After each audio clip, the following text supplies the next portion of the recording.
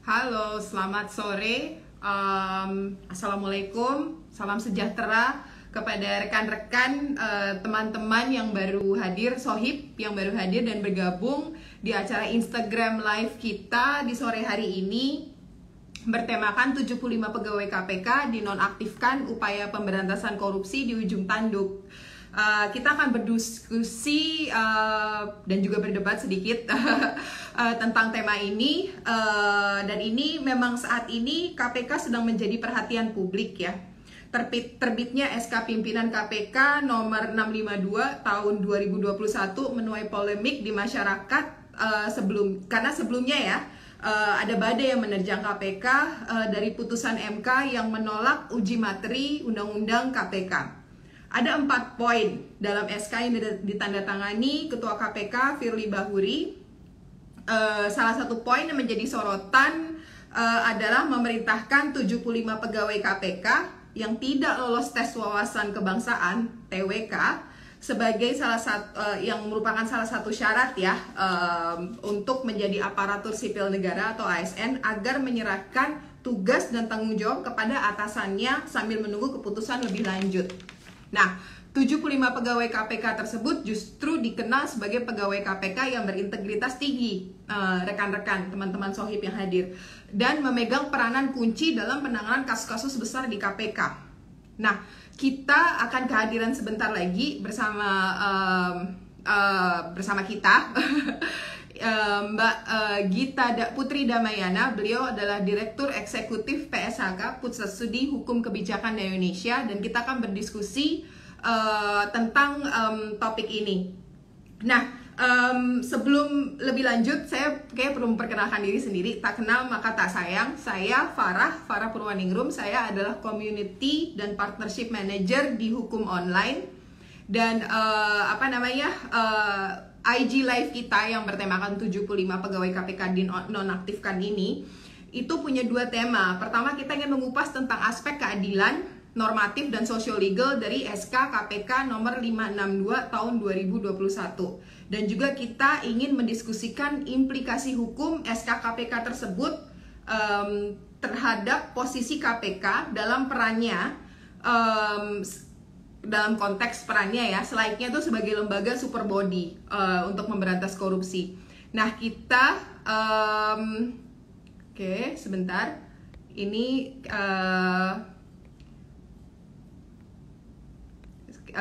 sedang menunggu Mbak Gita untuk hadir. Sebentar. Oke. Menunggu Mbak Gita untuk hadir sebentar ya.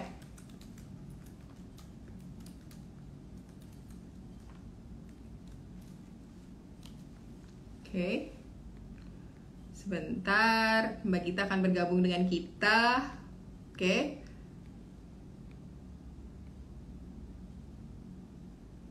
Oke. Kita menunggu Mbak Gita untuk bergabung. Kebetulan Pusat Studi Hukum dan Kebijakan ini, oke, Mbak Gita sudah gabung bersama kita. Halo, selamat sore Mbak Gita. Selamat sore Mbak Farah, selamat sore semuanya. Di sini banyak yang hadir bersama kita, sudah 141 Mbak Gita. Mungkin saya ingin menyapa kepada rekan-rekan sohib-sohib yang baru hadir di sore hari ini, dan kita akan berdiskusi dengan Mbak Gita Putri Damayana terkait dengan penonaktifan 75 anggota KPK ini. Kita boleh langsung diskusi. Sebelumnya, maaf Mbak Gita, saya ingin mengundang sohib-sohib, rekan-rekan, teman-teman yang hadir di IG Live kita. Jika ada pertanyaan ke Mbak Gita, dipersilakan untuk menulis pertanyaan tersebut di kolom tanya di bawah. Ini interaktif Instagram Live-nya, jadi saya persilahkan rekan-rekan audiens yang hadir untuk memberikan pertanyaan. Ini menarik nih temanya Mbak Gita, boleh saya langsung tanya ya? Silakan Mbak Farah. Makasih. Oke, pertama, bagaimana Anda melihat situasi yang sedang terjadi di KPK saat ini, Mbak Gita?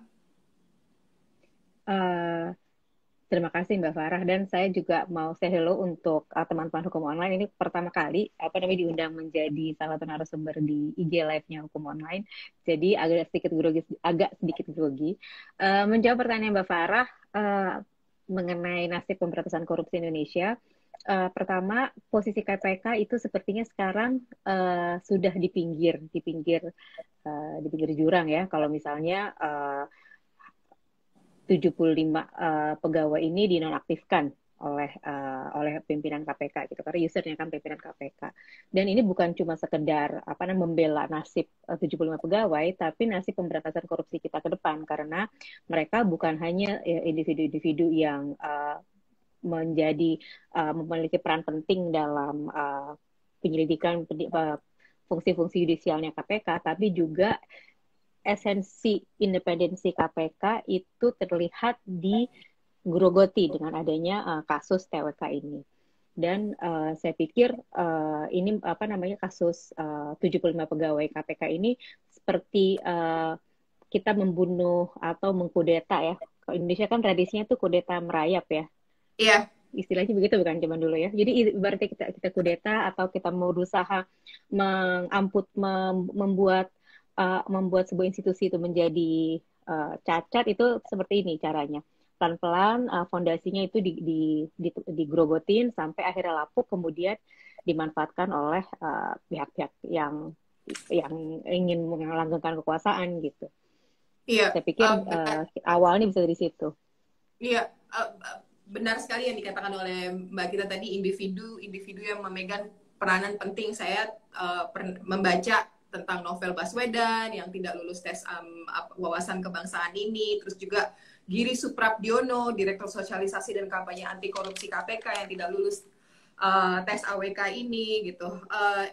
Mbak Gita, dengan keluarnya putusan MK terkait Undang-Undang KPK disusul dengan terbitnya SK Pimpinan KPK yang di dalamnya termaktub atau tertulis penonaktifan 75 pegawai yang berintegritas di KPK. Apakah bisa dianggap bahwa sebagai upaya ini adalah upaya melemahkan proses pemberantasan korupsi atau pemberantasan korupsi secara umum di Indonesia? Saya pikir setiap tahun kita, atau setiap 2 tahun, 3 tahun, itu kita mengenal usaha Corruptors Fight Back, atau setiap usaha untuk melemahkan KPK. Dulu tahun 2009 itu berapa tahun lalu, lebih dari 10 tahun yang lalu ya, itu kita mengenal kasus cicak buaya, itu kriminalisasi pimpinan.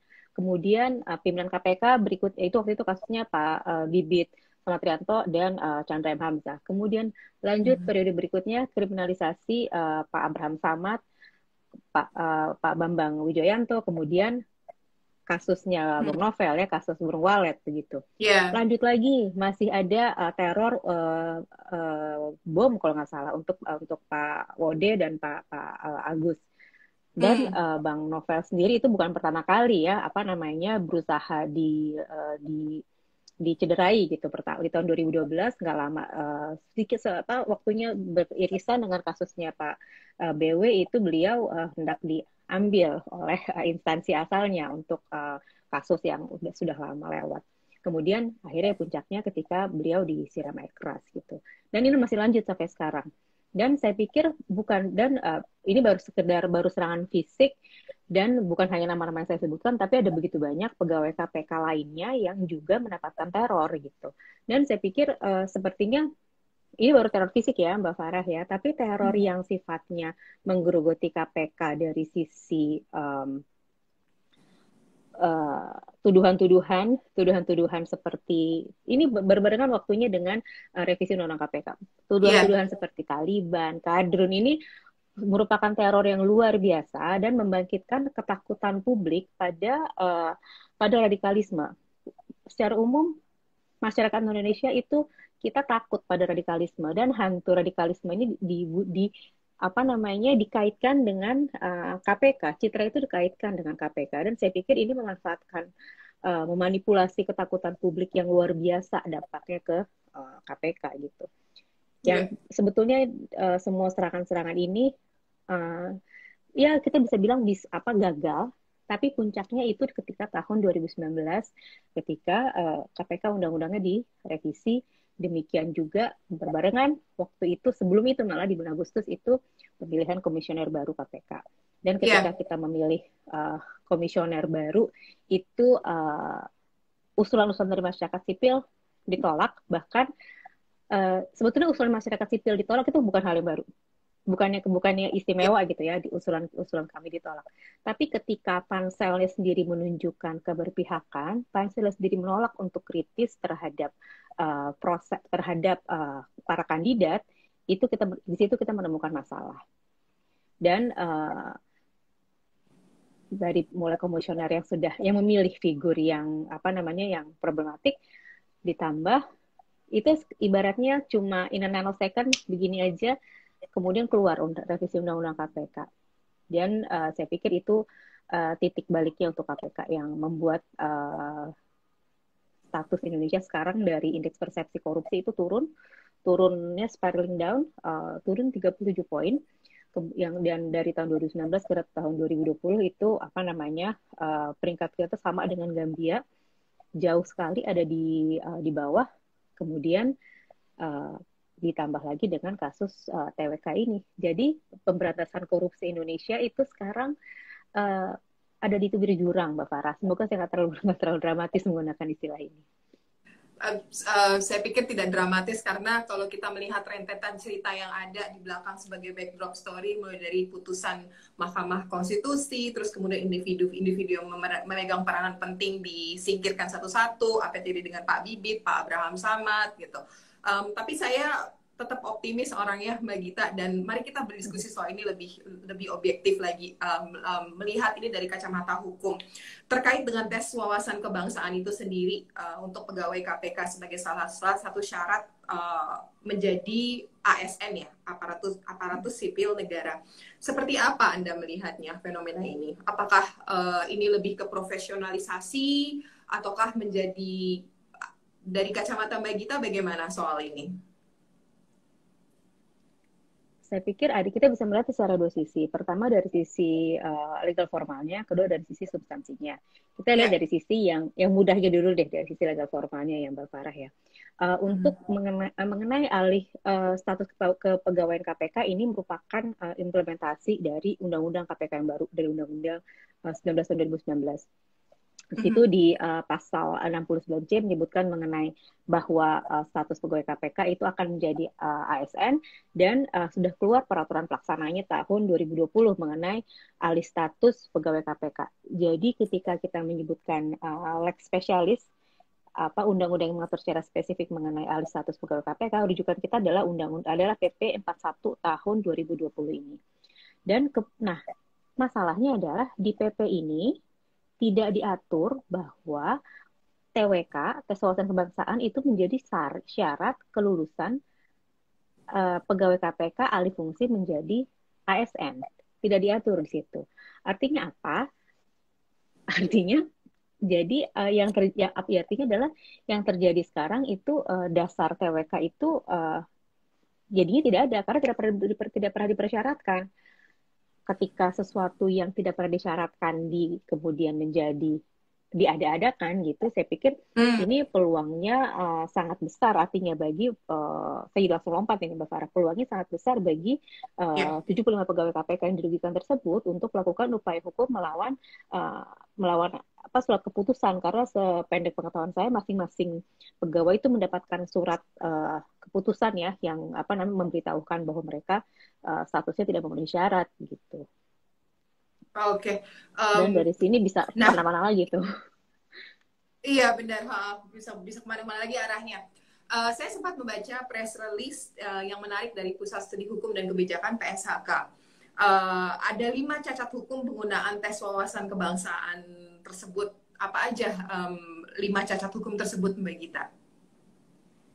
Ya, tadi saya sebutkan, jadi tinggal 4 lagi Mbak Farah yang perlu saya sebutkan. Tadi yang pertama saya sebutkan soalnya mengenai syarat formal tersebut ya, bahwa tidak berdasarkan lex spesialisnya dari peraturan KPK, peraturan pelaksana KPK. Kemudian yang berikutnya status nonaktif bagi 75 pegawai KPK ini sebetulnya melanggar putusan MK, dan karena pengalihan status pegawai KPK ini sebetulnya memberikan jaminan kepastian hukum. Namun apabila jadinya status TWK ini membuat para pegawai itu statusnya menjadi nonaktif, dipindah tugaskan, maka dengan sedemikian dia melanggar putusan MK tersebut. Kemudian berikutnya keputusan pimpinan KPK tersebut, keputusan pimpinan KPK yang menyebutkan bahwa para pegawai yang statusnya itu tidak memenuhi syarat atau TMS ini saya harus lihat nomornya. Oke, keputusan pimpinan KPK nomor 652 itu mereka yang statusnya TMS itu harus menyerahkan tanggung jawabnya, mengembalikan tanggung jawabnya kepada atasannya, kepada superiornya gitu. Aturan seperti ini tidak dikenal oleh KPK, bahkan juga tidak diatur dalam PP 41 2020 tersebut, sehingga ya bertentangan dengan hukum artinya gitu. Kemudian status nonaktif bagi 75 pegawai dengan dalih tidak lolos TWK ini sebetulnya tidak ada dasar hukumnya, karena apabila pegawai KPK itu berubah statusnya, mereka harus melalui syarat-syarat tertentu, antara lain memasuki usia pensiun, melanggar disiplin dan kode etik ya, meninggal dunia, dan atau atas permintaan sendiri. Jadi kalau misalnya dinonaktifkan, harusnya ada sidang kode etik oleh Dewan Pengawas KPK. Karena statusnya seperti itu, berubah gitu. Jadi TWK itu tidak memenuhi syarat tersebut. Kemudian terakhir, bahwa tindakan pimpinan KPK sebagai pejabat negara bila menonaktifkan 75 pegawai tersebut merupakan kategorinya masuk ke pasal 70 ayat 1 Undang-Undang Administrasi Pemerintahan. Artinya, pimpinan KPK sebagai pejabat negara telah mengeluarkan keputusan atau tindakan yang melampaui batas kewenangan sehingga melanggar peraturan perundang-undangan. Ini sangat legal formal ya, takutnya membosankan, tapi kurang lebih seperti itu.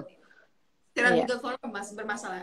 Dan ini menarik tadi yang terakhir kan, ini merupakan perbuatan yang masuk dalam kualifikasi pasal 70 ayat 1 huruf A Undang-Undang Administrasi Pemerintahan, ada pelampauan kewenangan di sana. Ini ada pertanyaan satu dari salah satu sohib yang hadir, audiens yang hadir. Ini lebih ke sistem tata negara sebenarnya, tapi terkait dengan hukum administrasi negara juga sedikit. Apakah sistem tata negara kita belum efektif berarti dengan adanya pelampauan kewenangan, tes AWK ini, tes wawasan kebangsaan ini, dan kita juga belum mampu menjalankan tata negara berdasarkan demokrasi. Ini dari Emuel. Terima kasih Emuel pertanyaannya. Terima kasih Mbak. Siapa tadi? Saya nggak tahu Mas atau Mbak ya. Emul, iya. Oke, kalau gitu Mas atau Bang ya kalau begitu. Iya, nah itu ini. Sebetulnya pertanyaannya laki ya. Sebenarnya itu pertanyaannya harus dijawab oleh disertasi itu ya. Benar sebenarnya. Namanya kompleks sekali gitu pertanyaannya. Tapi yang jelas begini, ketika dalam teknis penyelenggaraan negara itu kan ada kategori-kategorinya. Kategori-kategori tindakan pejabat publik, tindakan yang selalu bisa dikoreksi. Jadi hampir tidak ada tindakan pejabat negara yang tidak bisa dikoreksi, dan mediumnya itu banyak. Ada ombudsman, di internalnya sendiri itu pastinya ada mekanisme. Kalau di KPK ada kode etik untuk mengoreksi, sidang kode etik gitu ya, untuk mengoreksi para pegawainya, dan saya yakin di tempat-tempat lain juga ada. Dan kalau misalnya sifatnya pejabat bentuk koreksinya itu dari tindakan yang konkret dan individual, itu kita bisa ke petun. Kalau untuk yang lebih luas lagi sifat posisinya untuk administrasi, kita bisa ke ombudsman. Artinya semua yang penting ada fungsi koreksi yang diciptakan oleh negara, dan menurut saya yang ada di Indonesia ini sudah cukup ada lembaga-lembaga yang bisa memberikan tindakan koreksi atas putusan atau tindakan pejabat publik yang bermasalah. Dan ini kan tidak harus pidana ya, tapi administrasi negara itu sudah ada. Dan saya pikir hal ini sudah dilakukan oleh teman-teman KPK. Mereka sependek pengetahuan saya, teman-teman KPK itu mereka ke ombudsman untuk melaporkan soal kasus TWK ini. Mereka melaporkan pimpinan KPK ke Dewan Pengawas, dan juga mengakukan pengaduan ke Komnas Perempuan karena materi dari tes wawasan kebangsaan ini, sebagaimana kita lihat di berita ya, itu materinya sepertinya bermasalah ya secara gender dan Iya. sehingga apa namanya terlihat ada perspektif misoginis gitu dari penyusun dan dan mungkin juga pengguna TWK tersebut gitu. Iya, saya tadi tertawa gitu, tertawa dalam pengertian ironis gitu. Memang ada unsur misoginis. Nah, terkait bukan unsur misoginis ya, tapi materinya itu sendiri.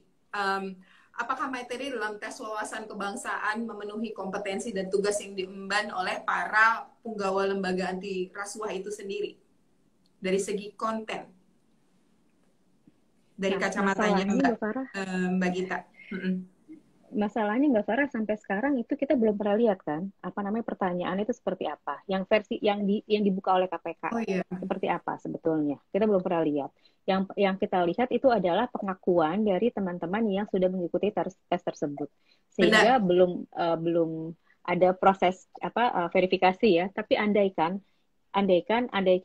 kita asumsikan yang terjadi adalah pertanyaan-pertanyaan sebagaimana yang diberikan oleh teman-teman yang sudah mengikuti TWK tersebut. Saya saya nggak tahu apa relevansinya menanyakan soal apa namanya idola bersedia atau tidak menjadi istri kedua untuk yang perempuan, terus hal-hal lain yang sifatnya sangat personal dikaitkan dengan tugas pokok dan fungsi para pegawai KPK. Saya nggak sama sekali gagal melihat konteksnya gitu, kalimat-kalimat pertanyaan-pertanyaan tersebut gitu.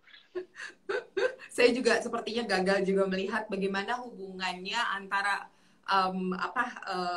pertanyaan-pertanyaan tersebut dengan tugas yang diemban ya oleh Betul, betul. pegawai-pegawai KPK.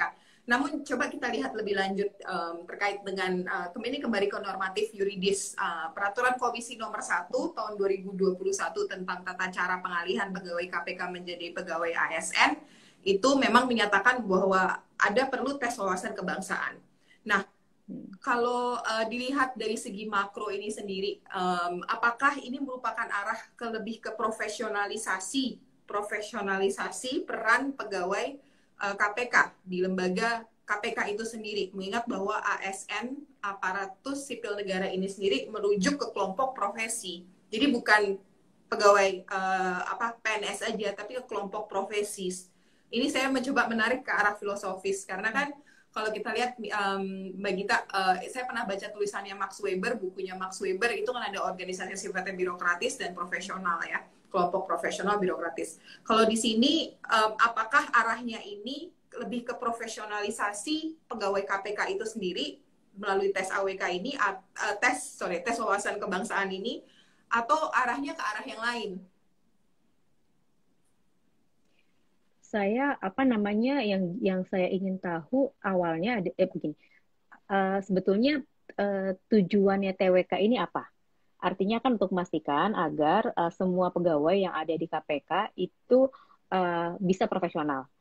Nah, sekarang kita bisa berefleksi pada aturan internalnya KPK itu sendiri, apakah sudah ada usaha untuk mereview aturan internal yang ada di KPK itu sendiri. Kalau misalnya kalau misalnya TWK ini tujuannya untuk memeriksa wawasan kebangsaan, menurut hemat saya, daripada langsung memeriksa pegawai-pegawai KPK, coba cek dulu peraturan SDM internalnya seperti apa. Dicek dulu di situ. Kita audit dulu di situ regulasi internalnya KPK seperti apa, aturan HRD-nya seperti apa. Kalau misalnya ada yang problematik di situ, ya kita bisa bicara lebih lanjut ketimbang langsung memberikan tes kepada pegawai yang sudah ada di KPK. Kan mereka adalah orang-orang yang sudah bekerja di sana selama artinya ini kan bukan orang baru gitu, bukan tes baru yang sebagai untuk seleksi pegawai secara umum. Dan sependek pengetahuan saya, seleksi pegawai di KPK itu memiliki mekanismenya sendiri ya, ada gelombang-gelombangnya itu Indonesia memanggil satu dua tuh udah beberapa gelombang. Jadi alih-alih untuk apa namanya memeriksa orang, kita cek dulu regulasi internalnya seperti apa gitu. Iya, Saya berpikirnya seperti itu berarti dulu, Mbak. iya, menarik.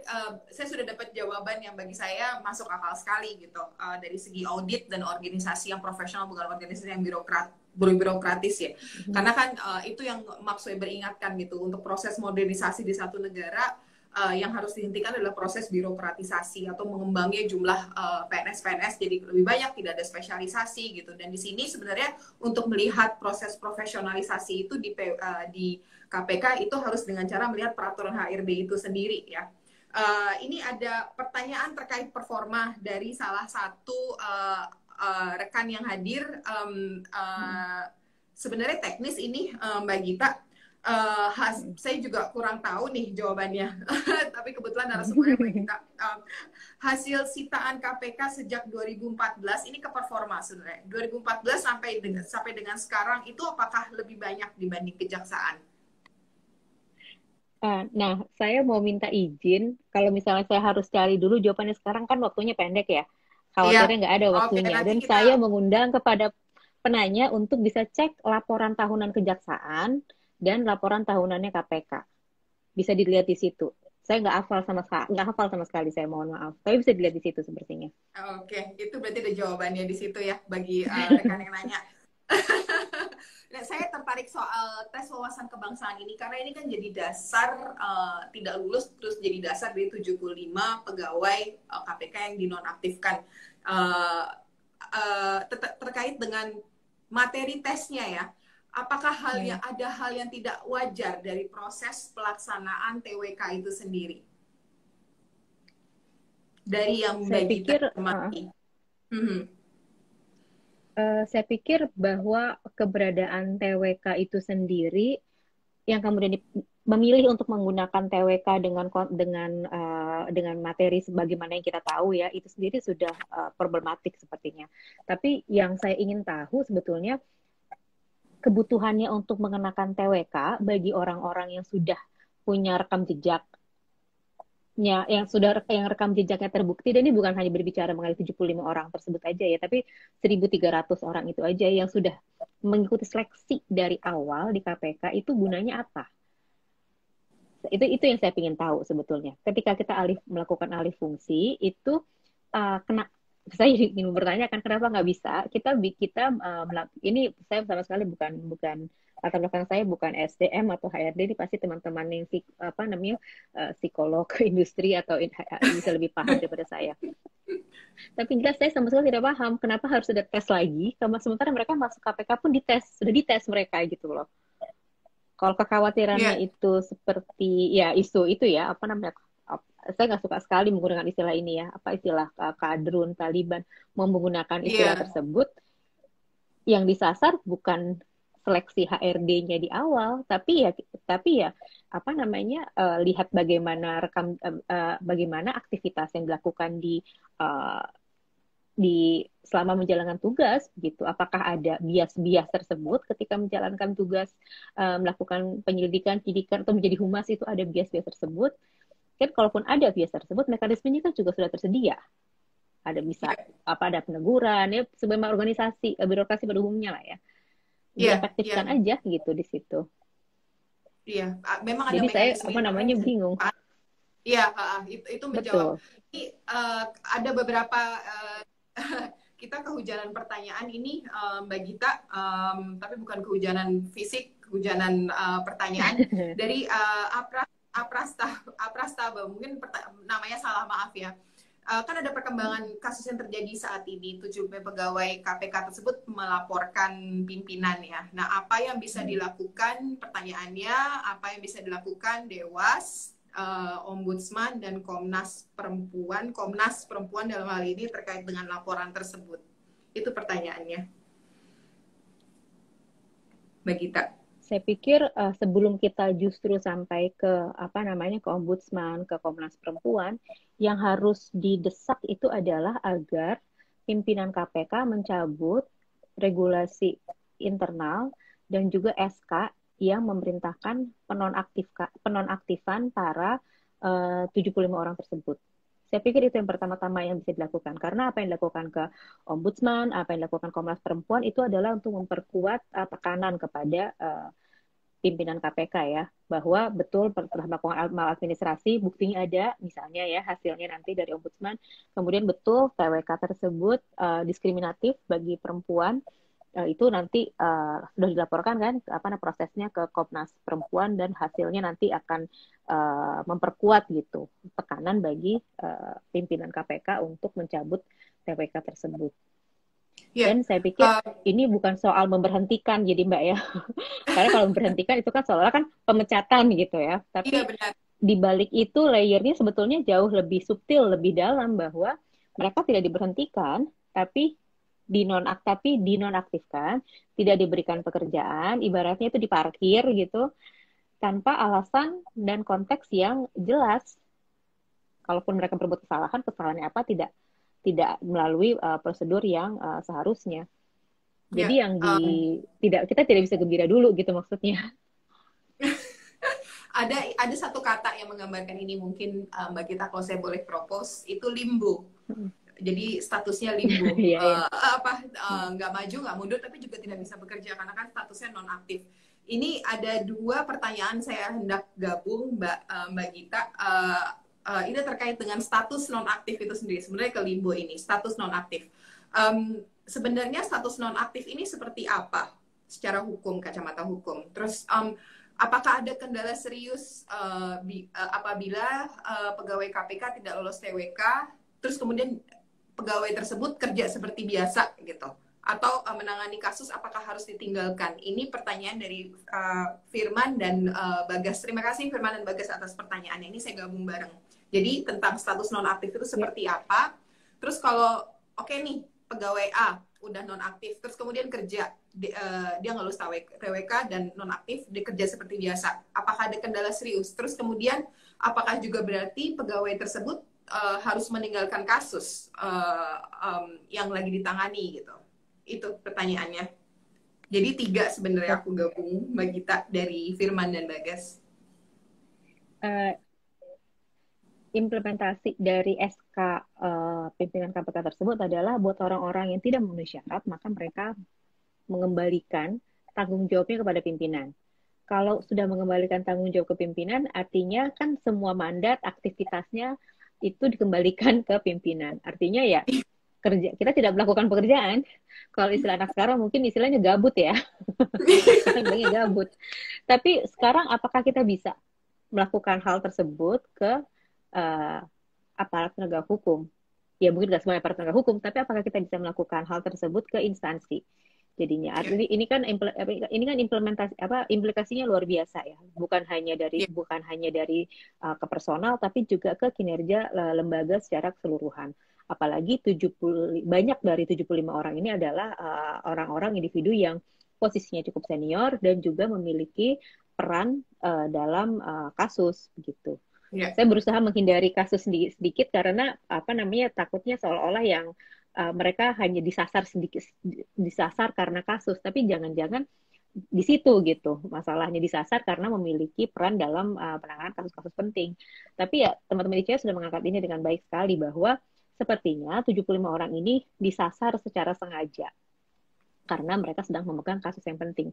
Dan sebetulnya satu hal lagi Mbak Farah yang jadi bahaya juga lepas dari argumentasi legal formalnya adalah perpecahan yang terjadi di internal SDM KPK itu sendiri. Kalau misalnya yang 75 orang ini dibikin statusnya berbeda dibanding yang 1.300 orang. Seolah-olah ada 75 orang yang memiliki pemahaman yang problematik padahal mereka telah melalui proses penerimaan yang sama dengan rekan-rekannya yang lain gitu. Saya pikir ini seperti divide et impera ya di antara pegawai KPK itu sendiri begitu. Jadi kita kembali ke zaman ketika Industri Statsblad masih berlaku deh, divide et impera. Sebelum ke pertanyaan nih dari sohib-sohib atau rekan-rekan yang hadir,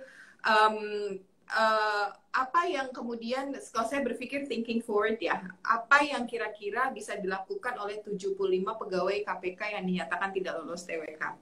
Karena kan tadi menarik sekali, memang tadi ada satu satu pemahaman yang bisa ditarik atau inferensi atau mungkin hipotesa bahwa ini disasar secara sengaja. Dan memang kalau kita melihat beberapa profil dari 75 anggota ini, mereka lagi memegang kasus-kasus yang besar gitu kan ya, itu tidak bisa dipungkiri. Terus kemudian juga ada kekhawatiran perpecahan di dalamnya. Tapi kemudian moving forward nih, kita melihat ke depan apa yang bisa dilakukan 75 pegawai KPK yang dinyatakan tidak lolos TWK ini, Mbak Gita. Saya pikir pilihannya sedikit tapi banyak buat teman-teman ini. Sedikit tapi banyak, sedikit tapi banyak, banyak tapi sedikit. Yang pasti teman-teman ini bisa menggugat ke Pengadilan Tata Usaha Negara. Itu bisa. Dan mereka bisa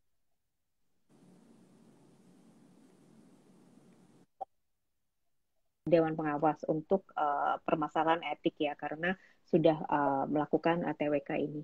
Dan sebetulnya ini adalah investasi jangka panjang bagi masyarakat sipil. Tadi Mbak Farah berbicara soal optimisme ya. Ini adalah optimisme yang perlu kita pupuk terus karena sejarah pemberantasan korupsi di Indonesia itu selalu naik turun. Apa namanya? Selalu ada inisiatif, tapi kemudian dibonsai. Inisiatif tinggi dibonsai. Dan ini sebetulnya bukan eksklusif pada masa sudah reformasi aja, tapi dari dulu sejak awal Orde Baru ketika Presiden Soeharto waktu itu hendak membentuk lembaga anti korupsi yang beranggotakan Muhammad Hatta gitu. Jadi harapan tinggi, tapi kemudian lembaganya dikanalisasi reporting semuanya ke presiden. Ini bukan hal baru sebetulnya bahwa tapi yang jadi apa yang terjadi sekarang ini harapannya sih bisa menambah amunisi untuk membuat Indonesia yang lebih ini sepertinya seolah-olah sangat helikopter view gitu ya, membuat Indonesia yang lebih demokratis lagi karena lahirnya TWK ini adalah imbas dari proses legislasi kita yang kacau balau di tahun 2019 lalu gitu. Yeah. Kalau tidak ada revisi Undang-Undang KPK, kasus TWK ini tidak akan terjadi. Tidak perlu kalau istilahnya Pak Jokowi itu kegaduhan yang tidak perlu ini kalau misalnya Undang-Undang KPK itu tidak direvisi. Jadi kita nariknya tuh jauh lebih panjang lagi gitu ke belakang ke tahun 2019 gitu maksudnya Pak. Oke. Tadi menarik jawabannya Mbak Gita bahwa latar belakang dari ini gitu, di belakang itu ada legislasi yang kacau balau di belakangnya itu. Berarti kalau gitu 75 pegawai KPK ini dapat mengambil, saya berpikir dari pakai kacamata lawyer ini, langkah hukum apa yang bisa dilakukan secara praktek? Kalau tadi jawabannya ada elemen civil society, tapi langkah hukumnya kira-kira apa supaya statusnya bisa kembali aktif? Pertama mereka bisa mengajukan gugatan ke Petun, ke Pengadilan Tata Usaha Negara dari SK itu kan ada 75 SK, artinya 75 SK tidak memenuhi syarat, itu bisa dilakukan. Dan dari sisi lain itu bisa yang legal formal saya pikir itu bisa, dan tentunya ruang untuk menggugat dengan perbuatan melanggar hukum itu selalu tersedia, ruang itu selalu tersedia kalau mau pakai. Tapi kita tahu sendiri eksekusi putusan perdata di Indonesia seperti apa, challenge-nya itu sulit sekali gitu. Tapi jelas itu ruang pengadilan itu ada di situ gitu, sependek pengetahuan saya.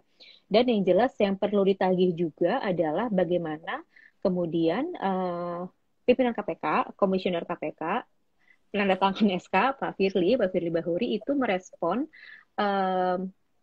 pidato presiden, karena menurut pidato presiden adalah tidak bisa memberhentikan. Tapi tentunya dimensi kata tidak bisa memberhentikan ini sangat luas.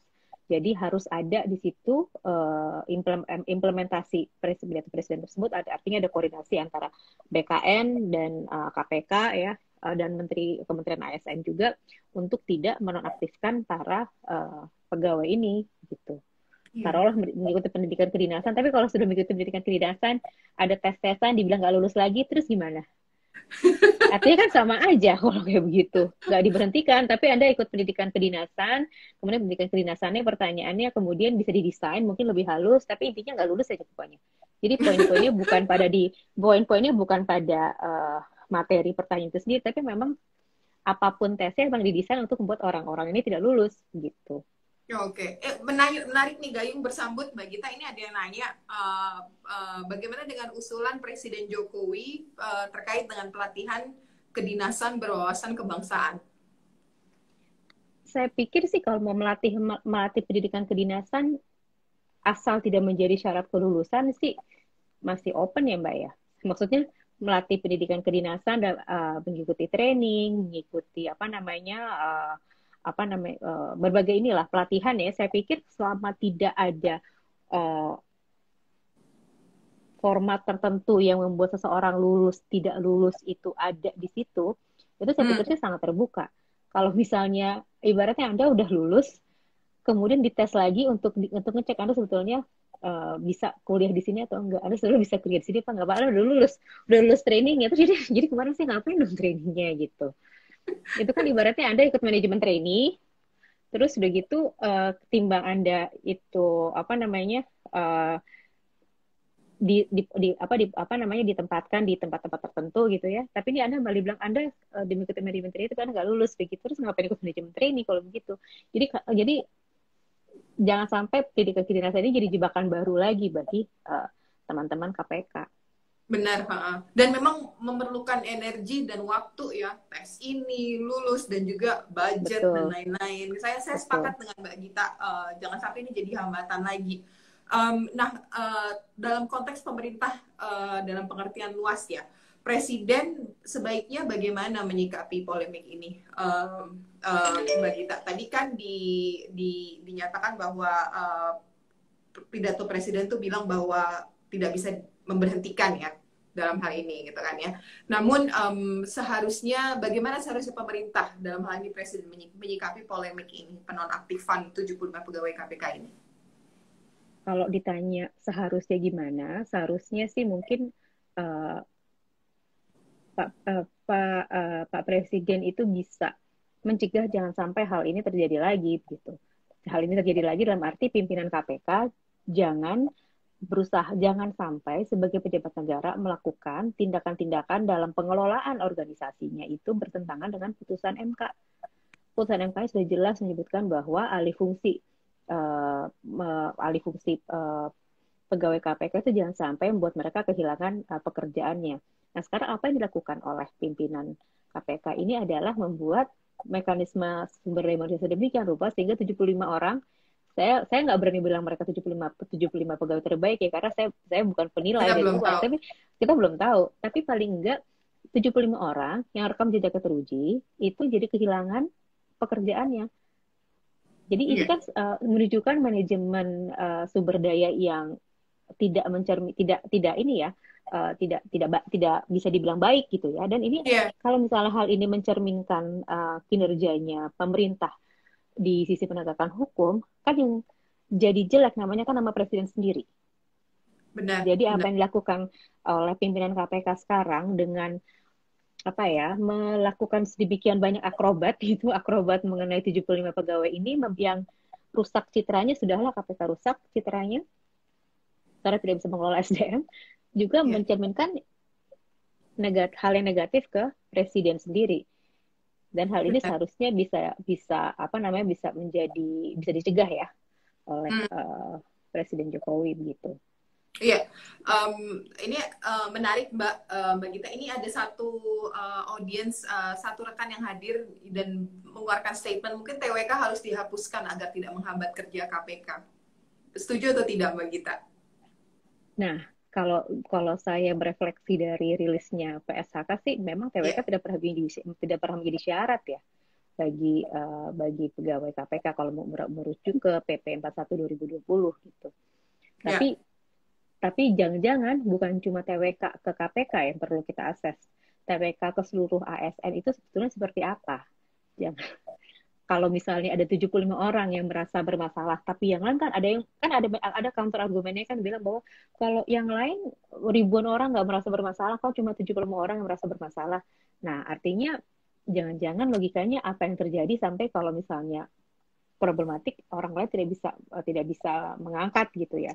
Dan kalau begitu jangan-jangan TWK yang diberikan ke pegawai KPK itu memang sebegitu problematiknya sampai hasilnya menjadi seperti ini begitu. Jadi persoalannya emang ada di logika penyelenggaraan TWK itu sendiri bagi pegawai KPK. Iya, dan itu problematis. Saya ingin kita untuk step back, mundur sebentar dan melihat dalam konteks pemberantasan korupsi dengan fenomena-fenomena yang terjadi belakangan ini.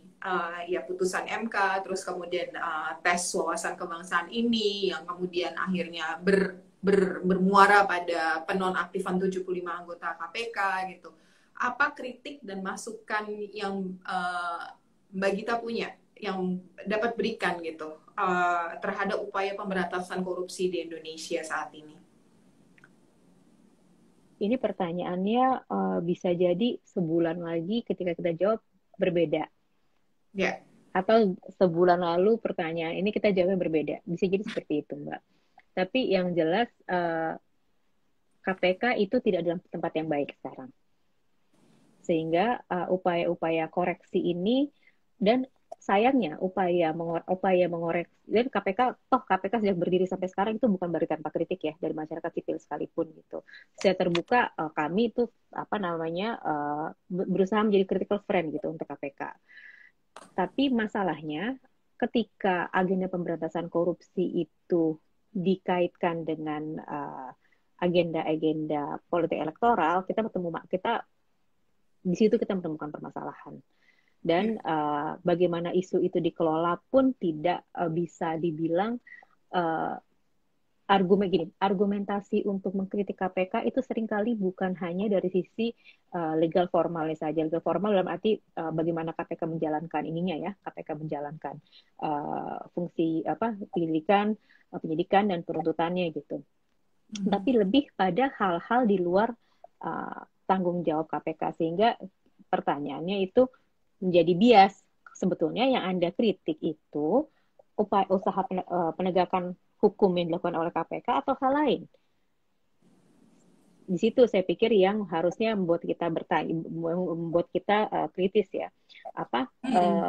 Kayak misalnya selama ini kritik ke KPK itu misalnya dari soal penuntutan. Penuntutannya itu sangat rendah gitu misalnya kasusnya. Yeah. Kemudian dan hal ini kan dan bias-bias dan hal-hal lain yang saya pikir legit dialamatkan kepada KPK. Kalau kita diskusi di situ, ya ayo gitu. Tapi kan sekarang pekritik ke KPK itu malah ke hal-hal yang ada di luar tupoksi KPK, ada seperti Taliban, kadrun, kemudian mengaitkan dengan orang-orang lain yang seharusnya tersangka tapi belum dijadikan tersangka karena dianggap memiliki kedekatan dengan individu di dalam KPK. Nah, hal-hal seperti ini, serangan-serangan seperti ini yang menurut hemat saya itu mengurangi kualitas diskusi kita mengenai pemberantasan korupsi gitu. Iya, ini sebenarnya jadi proses. Saya mencoba menarik satu inferensi dari elaborasi Mbak Gita tadi, menarik untuk kita berpikir kritis, bukan hanya reflektif ya. Ini sebenarnya jadi amunisi kita untuk nanti melihat bagaimana Indonesia ke depannya dalam konteks upaya-upaya untuk memberantas korupsi ya. Kita boleh sekarang berbicara tentang harapan nih. Apa harapan-harapan yang Mbak Gita miliki terkait dengan upaya pemberantasan korupsi di Indonesia? Sebetulnya harapan-harapan saya ini pasti nggak beda sama harapan Mbak Farah gitu ya. Yeah. Pasti nggak terlalu beda gitu harapannya. Tapi yang jelas, yang pertama sih itu Mbak, kalaulah kita, pertanyaannya malah kita masih bisa punya harapan memangnya soal pemberantasan korupsi di Indonesia. Kita masih bisa punya harapan. Kalau masih bisa banyak nih yang kita bisa jawab. Tapi kan waktu kita terbatas. Tapi yang jelas yang pertama adalah jauhkan agenda pemberantasan korupsi dari agenda politik. Yang pertama itu dulu. Sehingga semua agenda penegakan hukum, dan ini tidak hanya untuk KPK ya, tapi juga untuk kepolisian dan kejaksaan, Mahkamah Agung gitu. Itu harus kita pisahkan dulu sehingga checks and balances-nya itu bisa berjalan. Yang pertama sih itu dulu aja deh. Sehingga dan itu satu, kemudian dua, partisipasi publik secara luas, baik terutama dari sisi legislasi itu harus dijadikan ruang koreksi bagi mengambil keputusan. Kita nggak ada gunanya capek-capek belajar policy making kalau misalnya keputusan yang dibuat oleh para pengambil keputusan itu tidak bisa bertanggungjawabkan, baik dari segi data maupun dari sisi argumentasi hukumnya begitu. Saya pikir Iya. itu ini sangat sangat luas ya Mbak ya, tapi saya pikir kita bisa berefleksi dari situ aja dulu. Iya, partisipasi publik secara luas ini memang memungkinkan untuk kita melakukan fungsi monitoring ya terhadap proses-proses yang ada. Langkah-langkah yang lain apa kira-kira, ini juga pertanyaan terakhir Mbak Gita, langkah-langkah apa terkait ius constituendum ya yang ke depan yang dapat ditempuh sebagai jalan keluar. Tadi kita sudah bicara langkah-langkah yang sifatnya normatif, tapi langkah-langkah yang sifatnya ke depannya, belajar dari tadi masukan insightful dari insights dari Mbak Gita yang menjauhkan agenda pemberantasan korupsi dari politik, terus juga partisipasi publik secara luas. Tapi langkah-langkah apa yang dapat ditempuh sebagai jalan keluar untuk atau solusi ya untuk kejadian ini agar tidak terjadi lagi, Mbak Gita? Yang jelas sih solusinya nggak pernah tunggal ya Mbak ya. Solusinya nggak pernah tunggal. Jadi kalaulah misalnya sekarang itu KPK itu badainya itu luar biasa, harapannya sebetulnya lembaga penegak hukum lain bisa menjalankan fungsinya dengan maksimal gitu. Tapi lagi-lagi saya berpikir apakah sekarang waktunya bagi orang-orang para champion yang memiliki agenda untuk Indonesia yang lebih baik itu mereka bisa memberikan tawaran untuk pemberantasan korupsi. Tawaran orang-orang sekarang apa? Kita bisa langkah aktif kita sekarang kita bisa collecting dari situ dulu.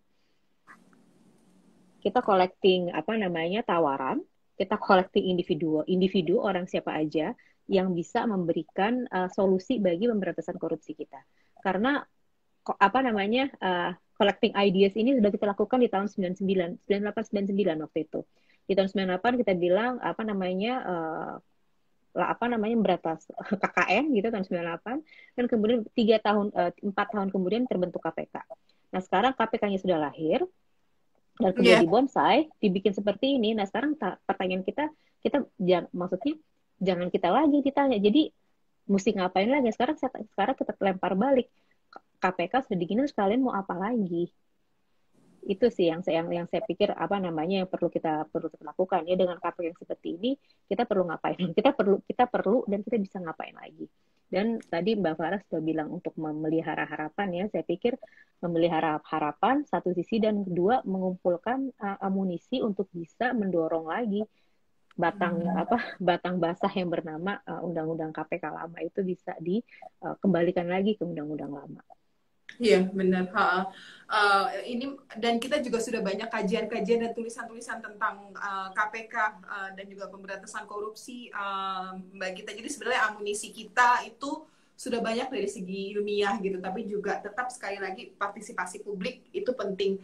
Jika saya boleh menarik semacam garis atau benang merah, bukan menarik garis, menarik benang merah. Tadi ada pesan yang clear bahwa pimpinan KPK itu sebaiknya mencabut SK yang yang jadi basis dari 75 pegawai KPK ini dinonaktifkan. Terus kita juga diskusi bagaimana ranking Indonesia untuk pemberantasan korupsi melorot atau turun. Dan juga di sisi yang lain kita bicara kekhawatiran dan juga melakukan sedikit analisa hukum terkait dengan cacat-cacat hukumnya SK tersebut dan juga langkah-langkah hukum yang sifat praktikal dari gugatan petun yang bisa ditempuh, terus juga memberikan ruang bagi pimpinan KPK untuk merespon pidato presiden dan juga terima kasih atas harapan dan aspirasinya dan memang nggak jauh beda dengan saya Mbak Gita gitu. Kita harus menjauhkan agenda pemberantasan korupsi dari politik. Agenda politik itu kayaknya urusannya DPR aja dan partisipasi publik secara luas harus di-encourage gitu. Mbak Gita ada closing statement yang bisa di-share ke kita karena Mbak Gita ini kan insight-nya menarik dari segi lawyer ada insight-nya, tapi juga akademisi dan juga bagian dari LSM. Jadi saya sangat appreciate sekali untuk closing statement ini. Silakan Mbak Gita. Closing statement ya, saya merasa setiap statement saya itu adalah closing statement. Mungkin ini aja kali Mbak Farah. Yang apa namanya, kita bisa eh, mengelabui diri sendiri bahwa Indonesia itu pemberantasan korupsinya baik-baik saja, tapi nanti yang menjadi hakim itu sebetulnya bukan kita, tapi 5, 10, 15, 20 tahun lagi nanti sejarah yang akan menghakimi kita semua gitu. Memang kita seharusnya tidak menghakimi orang lain, tapi kalau sudah sejarah yang menjadi hakim, itu kita nggak tahu gimana menjawabnya. Dan yang jelas sih sekarang setiap ada situasi yang menempatkan kita dalam posisi pertentangan seperti ini ya, seolah-olah apa namanya ada dilema soal isu pluralisme dan anti korupsi gitu ya, sesuatu yang sebetulnya apa namanya sama sekali terjadi tapi dibikin terjadi. Yang jelas kita harus tahu kita ada di mana ketika ada badai seperti ini, posisi kita sebagai individu dan posisi kita sebagai institusi gitu. Oleh karena itu saya sangat menghargai hukum online yang memberikan ruang bagi orang-orang yang bagi organisasi masyarakat sipil seperti PSAK untuk bisa mendapatkan ruangnya untuk berbicara mengenai hal-hal yang mungkin tidak semua orang senang gitu mendengarnya mengenai apa anti korupsi dan hal-hal seperti ini gitu Mbak. Iya, menarik. Ya, itu closing statement yang berkesan bagi saya dan juga membantu kita untuk melihat ke depan. Mbak Gita, terima kasih banyak atas sharingnya di sore hari ini dan Sama-sama. menekankan lagi semoga pimpinan KPK segera mencabut SK-nya ya, jadi ada kejelasan nggak limbo statusnya. Amin. Amin. Terima kasih banyak dan terima kasih kepada rekan-rekan Sohib yang hadir di sore hari ini. Terima kasih atas pertanyaan-pertanyaannya juga. Wassalamualaikum warahmatullahi wabarakatuh dan sehat selalu semua. Sehat selalu semua. Assalamualaikum warahmatullahi wabarakatuh. Terima kasih Ya, hukuman online. Terima kasih Mbak Farah. terima kasih Mbak Gita.